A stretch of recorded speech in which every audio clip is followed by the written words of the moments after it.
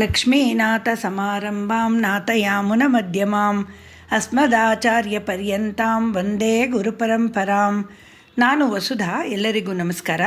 ಈ ದಿನ ಶ್ರೀ ಪಾದುಕಾ ಸಹಸ್ರದ 27ನೆಯ ಪದ್ಯವನ್ನು ಅನುಸಂಧಾನ ಮಾಡ್ತಾ ಇದ್ದೀವಿ. ಈ ಪದ್ಯ ಹೀಗಿದೆ. ಶಯ್ಯಾತ್ಮನ ಮಧುರಿಪೋರಪಿಶೇಷಭೂತ ಪಾದಾಶ್ರಯೇಣ ಚ ಪುನರ್ದ್ವಿಗುಣೀಕೃತಂ ತತ್ ಭೂಯೋಪಿ ಭಾಗವತ ಶೇಷತಯಾ ತದೇವ ವ್ಯಂಕ್ತುಂ ಪದಾವನಿಷಟಾರಿ ಪದಂ ಬಿಭರ್ಷ. ಶ್ರೀರಂಗನಾಥನ ಅಡಿಗಳನ್ನು ಕಾಪಾಡುವವೋ ಪಾದುಕೆಯೇ, ಮಧು ಎಂಬ ರಾಕ್ಷಸನನ್ನು ಸಂಹರಿಸಿದ ಸ್ವಾಮಿಗೆ ಮೆತ್ತನೆ ಹಾಸಿಗೆಯಾಗಿ ದಾಸಿಯಾಗಿದ್ದರೂ ಸಹ ಅವನ ಅಡಿದಾವರೆಗಳನ್ನು ಅಪ್ಪಿ ಹಿಡಿದು ಪಾದುಕೆಯಾಗಿ ಅವನ ಸೇವೆ ಸಲ್ಲಿಸುತ್ತಿರುವ ಎರಡೆರಡು ಬಗೆಯ ಸೇವೆ ಸಲ್ಲಿಸುತ್ತಾ ಇದ್ದರೂ ಮೂರನೆಯದಾಗಿ ಶಠಾರಿ ಎಂದು ನಮ್ಮಾಳ್ವಾರರಂತಹ ಭಾಗವತರ ಹೆಸರನ್ನಿಟ್ಟುಕೊಂಡು ಭಾಗವತ ಸೇವೆಯನ್ನು ಮಾಡುತ್ತಾ ಭಾಗವತ ಸೇವೆಯ ಮಹಾತ್ಮೆಯನ್ನು ಸಾರುತ್ತಿರುವೆ ಎಂದು ಈ ಪದ್ಯದ ಅರ್ಥ.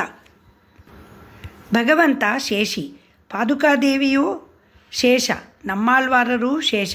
ಭಗವಂತನ ಸೇವೆಯನ್ನು ಒಂದಲ್ಲ 10 ರೀತಿ ಮಾಡಿದರೂ ಭಾಗವತರ ಸೇವೆಯನ್ನು ಮಾಡಿದಾಗಲೇ ಆ ಶೇಷತ್ವ ಪೂರ್ಣವಾಗುವುದು, ಭಗವಂತನ ಕೃಪೆ ದೊರಕುವುದು ಎಂದು ಹೇಳುತ್ತಿದ್ದಾರೆ ಶ್ರೀ ವೇದಾಂತ ದೇಶಿಕರು. ಇದಕ್ಕೆ ರಾಮಾಯಣದಲ್ಲಿ ಒಂದು ಅತ್ಯುತ್ತಮ ಉದಾಹರಣೆ ಇದೆ. ಶ್ರೀರಾಮಚಂದ್ರ ಲಕ್ಷ್ಮಣರು ಸೀತೆಯನ್ನು ಹುಡುಕುತ್ತಾ ಕಿಷ್ಕಿಂಧೆಗೆ ಬರ್ತಾರೆ. ಅಲ್ಲಿ ಋಷ್ಯಮುಖ ಪರ್ವತದಲ್ಲಿ ಆಂಜನೇಯ ಬಂದು ಇವರನ್ನು ಸುಗ್ರೀವನ ಬಳಿಗೆ ಕರೆದುಕೊಂಡು ಹೋಗ್ತಾನೆ. ಸುಗ್ರೀವನು ಶ್ರೀರಾಮನಿಗೆ ಕುಳಿತುಕೊಳ್ಳಲು ಸಾಲಮರದ ಭಾರೀ ಕೊಂಬೆಯೊಂದನ್ನು ತೋರಿಸುತ್ತಾನೆ. ಶ್ರೀರಾಮ ಅವನು ಇಬ್ಬರು ಅದರಲ್ಲಿ ಕುಳಿತುಕೊಳ್ಳುತ್ತಾರೆ. ಶ್ರೀರಾಮನ ಜೊತೆಗೆ ಬಂದ ಲಕ್ಷ್ಮಣನನ್ನು ಸುಗ್ರೀವನು ತಿರುಗಿಯೂ ನೋಡಲಿಲ್ಲ, ವಿಚಾರಿಸಲೂ ಇಲ್ಲ, ಕುಳಿತುಕೊಳ್ಳಲು ಹೇಳಲಿಲ್ಲ. ಇದನ್ನು ಗಮನಿಸಿದ ಆಂಜನೇಯನು ಒಂದು ಶ್ರೀಗಂಧದ ಮರದ ಕೊಂಬೆಯೊಂದನ್ನು ತಂದು ಹಾಕಿ ಲಕ್ಷ್ಮಣನನ್ನು ಕುಳಿತುಕೊಳ್ಳಲು ಹೇಳ್ತಾನೆ. ಆಂಜನೇಯ ತಾನು ಕುಳಿತುಕೊಳ್ಳದೆ ನಿಂತೇ ಇರುತ್ತಾನೆ. ಶ್ರೀರಾಮ ಇದನ್ನೆಲ್ಲ ಕಡೆಗಣ್ಣಿನಿಂದ ಗಮನಿಸುತ್ತಾ ಇರುತ್ತಾನೆ. ಭಾಗವತಾಪಚಾರವನ್ನು ಭಗವಂತ ಮರೆಯುವುದಿಲ್ಲ. ಮುಂದೆ ಶ್ರೀರಾಮನು ಸುಗ್ರೀವನ ಬಳಿ ವಾಲಿಯ ವಧೆ ಮಾಡುತ್ತೇನೆಂದು ಹೇಳಿ ವಾಲಿ ಸುಗ್ರೀವರು ಮಲ್ಲಯುದ್ಧ ಮಾಡುವಾಗ ಶಕ್ತಿಶಾಲಿಯಾದ ವಾಲಿ ಸುಗ್ರೀವನನ್ನು ಹಿಗ್ಗ ಮುಗ್ಗ ಹೊಡೆದು ಹಣ್ಣುಗಾಯಿ ನೀರುಗಾಯಿ ಮಾಡಿಬಿಡುತ್ತಾನೆ.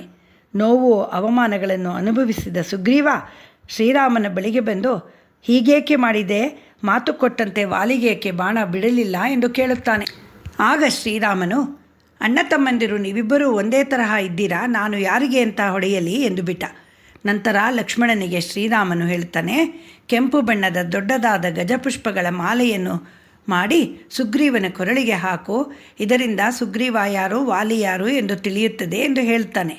ಆಗ ಲಕ್ಷ್ಮಣನು ಮಾಲೆಯನ್ನು ತಯಾರು ಮಾಡಿ ತಂದಾಗ ಸುಗ್ರೀವನು ಲಕ್ಷ್ಮಣನಿಗೆ ಬಾಗಿ ಕೈ ಮುಗಿದು ನಮಸ್ಕಾರ ಮಾಡಿ ಆಶೀರ್ವಾದ ತೆಗೆದುಕೊಂಡು ಹಾರ ಹಾಕಿಸಿಕೊಂಡು ಮತ್ತೆ ವಾಲಿಯನ್ನು ಯುದ್ಧಕ್ಕೆ ಕರೆಯುತ್ತಾನೆ. ಮುಂದಾದದ್ದು ಗೊತ್ತೇ ಇದೆ. ವಾಲಿ ವಧೆ ಮತ್ತು ಸುಗ್ರೀವ ರಾಜನಾದ. ಭಾಗವತಾಪಚಾರದ ಫಲ ಅನುಭವಿಸಲೇಬೇಕಾಯಿತು ಸುಗ್ರೀವ. ಪ್ರತಿ ಚೇತನ ಅಚೇತನಗಳಲ್ಲಿ ಭಗವಂತ ಅಂತರ್ಯಾಮಿಯಾಗಿದ್ದಾನೆ. ಆದ್ದರಿಂದ ಯಾವುದಕ್ಕೂ ಯಾರಿಗೂ ಅಪಚಾರ ಮಾಡಬಾರದು ಎಂಬ ತಿಳುವಳಿಕೆ ಮನುಷ್ಯನಿಗಿರಬೇಕು. ಅದನ್ನೇ ಈ ಪದ್ಯದಲ್ಲಿ ಶ್ರೀ ವೇದಾಂತ ದೇಶಿಕರು ನಮಗೆ ಹೇಳಿದ್ದಾರೆ. ಹೀಗೆ ಶ್ರೀ ಪಾದುಕಾ ಸಹಸ್ರವು, ಶ್ರೀಮದ್ ರಾಮಾಯಣವು ಭಕ್ತಿಯ ಜೊತೆಗೆ ಜ್ಞಾನವನ್ನು ಹೆಚ್ಚಿಸುತ್ತದೆ. ಆದ್ದರಿಂದ ಇವುಗಳ ನಿತ್ಯ ಪಾರಾಯಣ ನಮಗೆ ಶ್ರೇಷ್ಠವಾದುದು. ಶ್ರೀ ರಂಗನಾಥ ಮಣಿಪಾದುಕಾಭ್ಯಾಂ ನಮಃ. ಶ್ರೀ ಮಹಾ ನಿಗಮಾಂತ ದೇಶಿಕಾಯ ನಮಃ.